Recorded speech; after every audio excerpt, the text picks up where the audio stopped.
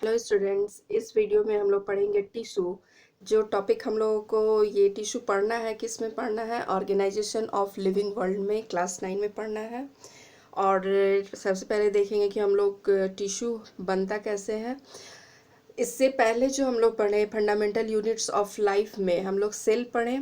ठीक, सेल जो है कंबाइन करता है और टिश्यू बनाता है। ठीक, और ये टिश्यू जो है बहुत सारे डिफरेंट टाइप ऑफ जो टिश्यू हुए वो कंबाइन करके क्या बनाते हैं, ऑर्गन बनाते हैं।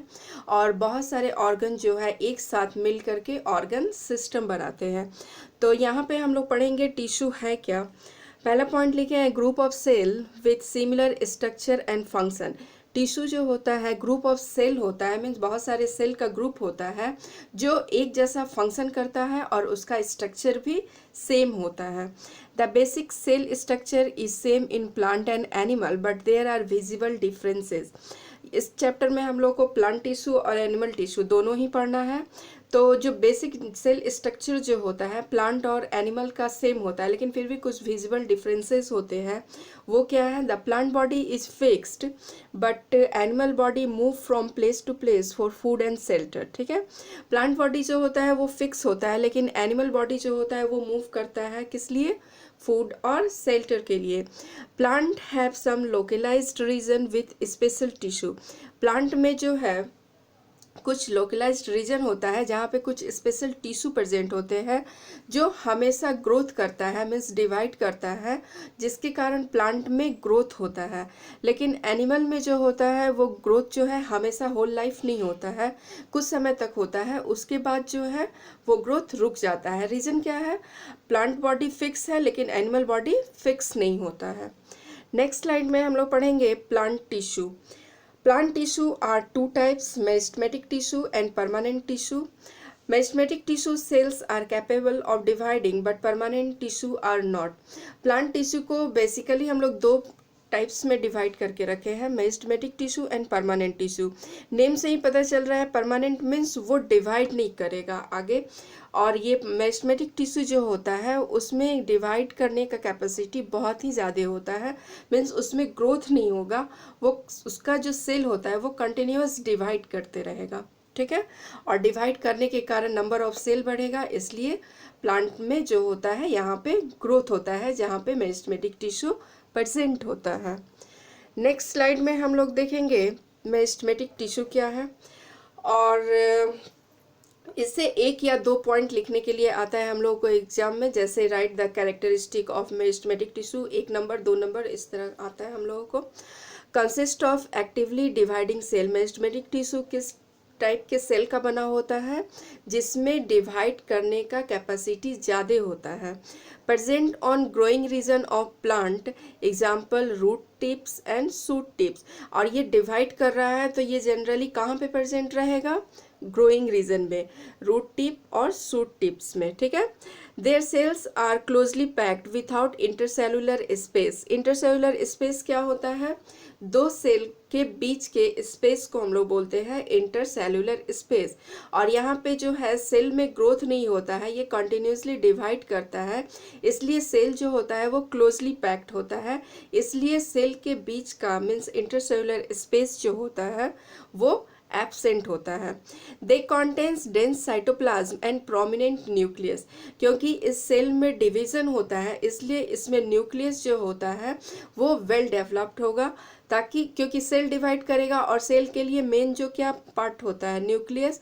बिना न्यूक्लियस का सेल जो होता है वो डेड होता है, इसलिए साइटोप्लाज्म जो होता है डेंस होता है। कहने का मतलब उसमें जो साइटोप्लाज्म प्रेजेंट है, जो लिक्विड मटेरियल प्रेजेंट है उसका कंसंट्रेशन ज़्यादा होता है, और न्यूक्लियस जो होता है वेल डेवलप्ड होता है।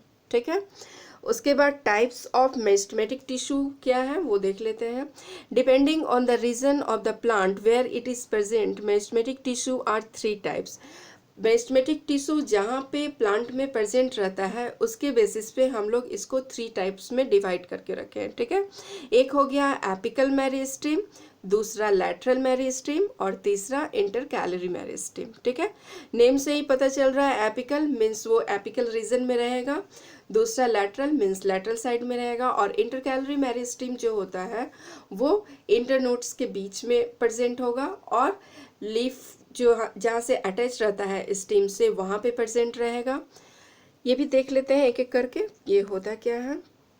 Intercalary meristem occurs at the base of the leaf and internodes. ठीक है, इंटरनोड्स क्या होता है, जहाँ पे एक मेन स्टीम से दूसरा स्टीम लगा होता है उसको हम लोग नोड बोलते हैं। ठीक है, या फिर कोई स्टीम में अगर लीफ लगा हुआ है तो जहाँ से वो लीफ लगा हो अटैच होता है स्टीम से उसको हम लोग नोड बोलते हैं, और दो नोड के बीच के स्पेस को हम लोग बोलते हैं इंटरनोड्स। समझ में आ गया।